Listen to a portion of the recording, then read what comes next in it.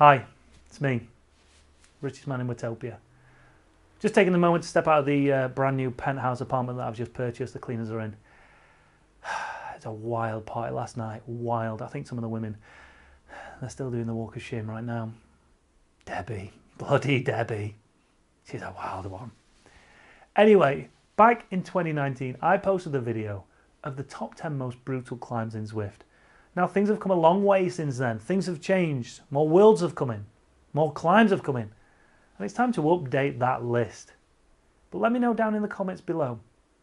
What is the most brutal climb for you on Zwift? Do you find those short, sharp ones a bit of a pain in the butt? Or how about those long, arduous climbs that just go on and on and on and on? Anyway, in this top 10 list, you're going to find out what I think is the most brutal climb in Zwift. Make sure if you've not done already, hit that like button, hit that subscribe button to get more content from the richest man in Watopia. And before we get into the list, as ever, let's hear from our sponsor today, Win Your Dream Bike. Hi, I'm Pritchard. You might remember me from such programs as the World Wide Web, What Is It and How to Get Started, as well as Office Politics, How to File a Claim, Live. But I'm here to talk to you about something very exciting indeed, and that is Win Your Dream Bike. It's back and it is bigger than ever. Did you know that science has proven that you're currently being left out of 43% of your group rides? That's because the group is more ashamed of your bike than they are of you. You're also 97.4% more likely to find love with your dream bike. Not that war crime you call a bike. So if you're sick and tired of squeaky brakes, rusty chains and flat tyres, never fear, because I have got the Midas touch. Look at that scab on wheels. Razzmatazz! Look at this sad, sorry banana. Razzmatazz! A bunch of brand new bananas. I've got the Midas touch. It even works on pets. Dog! Dog! Razzmatazz. Dog! Dog! Dog! Okay, at least love me. Okay, maybe it doesn't work on pets, but it definitely works on bikes and bananas. Now, if you want to be in with a chance of winning your dream bike, head over to Win Your Dream Bike. T's and C's apply, and everything you need to know is over on that website. It's a no-brainer. Win your dream bike. Win your dream bike. Alright, you lot. Make sure you leave your comments down below. Let me know how wrong I got this. In at number 10, Innsbruck Com, 7.43 kilometers. Average gradient 5.4%, 400 meters worth of climbing. Look at that profile. It just goes on and on and on. With this climb, I always found it was hard to find a rhythm because of the, I wouldn't necessarily say undulation, but the lack of consistency within that climb. In at number 9 is, hate this one. Hate it with a passion. The only time I ever really do this one is when I'm racing. This is the NYC Com. Only 1.36 kilometers. Average gradient though, 6.4%. 88 meters of climbing. Do it. And it's that little left-right turn right in the middle of it where it goes really steep. That's what annoys me. But then you hit this flat bit before you hit that crest again as you go over the top. Sucks. In at number 8, one of the originals. One of the first of the new maps on Zwift. It's, of course, Libby Hill, used for the Richmond World Road Race Championships. 630 metres, 6.2 average gradient, 39 metres of climbing within that 600 metres. It goes left, it goes right, it goes up, and it goes up, and it goes up, and it goes up, and it's on cobbles. Again, not a very nice climb. Taken at your own speed, it's quite pleasant. But if you're in a race, it's a completely different kettle of fish. In at number 7, we're visiting the two twins of London. And no, I'm not talking about the Cray twins. These are more brutal than the Crays. These are more scary than the Crays. The first one up, Keith. He's an absolute bugger. Keith Hill, 4.2 kilometres, 5.2 average gradient, 221 metres of climbing, a Cat 3 climb. You can see apart from that little dip, it's constantly uphill. If that little dip wasn't there, this average gradient would be way higher. Now you might be watching this video thinking, that's potentially Leaf Hill. It could be. I couldn't remember which way they went, so I just recorded him going up the hill one way, and yeah, you get the idea. Keith Hill.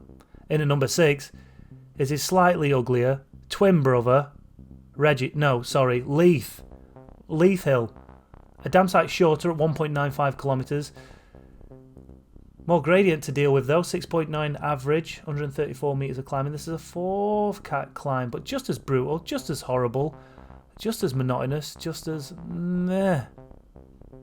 But if you don't show them respect, they'll give you a Chelsea kiss. Is that what it's called? Chelsea? Oh no, Governor. Bloody hell. Get up my hill. In at number 5, we're getting to the nitty gritty now. What? It's the leg snapper. Who'd have thought it? A 400 metre climb at an average gradient of 6.9%. Really, Chris? Really? Yes. Yes. There's only 2 times you ride this climb. 1, if you're racing it, or 2, if you're just having a nice little jolly up there. If you're having a nice little jolly up there, it lasts forever. If you're racing, it's very short, but oh my God, it is brutal. At this moment here, you are gasping for air. Oxygen depletion is at an all-time high, low. You've got no oxygen in your legs. Your legs are burning. Your legs are screaming. And then you go around this right-hander here. You start to drop down, but it doesn't let off. The race is still on. You're still riding. You're still pushing. Nah, leg snapper sucks. In at number 4, the originator, the OG, the big climb of Zwift, of Watopia, the epic KOM. The first big climb, and that's why it still has a place in my heart and in this top 10. 9.41 kilometres, 3.9 average gradient. So the gradient's not that bad, and there are a few little undulations where you do get a little bit of respite. But it's OG. It's OG, innit? It's a great climb. I do enjoy this. I know this is brutal climbs, but I do enjoy this one. And you can make it as brutal as you want. You just turn your resistance up. You turn your trainer difficulty up, don't you? In at number 3... Say what? Alpe d'Huez Zwift at number 3. Some consider this the hardest climb on Zwift, and I'm only putting it at number 3. Shut up. Yeah, it's brutal. But you know what makes this so manageable? It's those 21 hairpins, those moments where you get to break this climb down and you just count them down one after the other.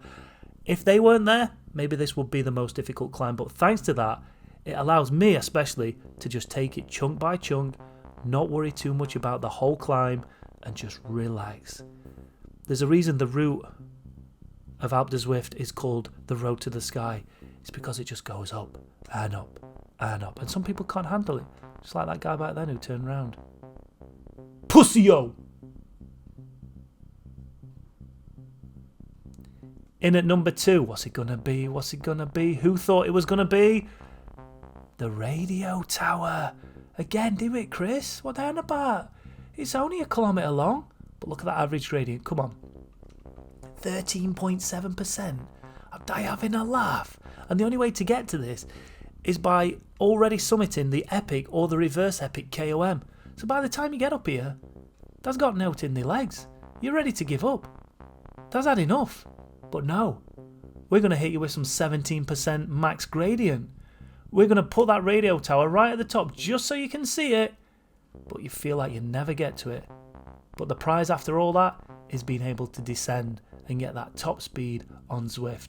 What's your fastest speed you've gone down the radio tower? Leave your comments down below and let me know. Lovely climb.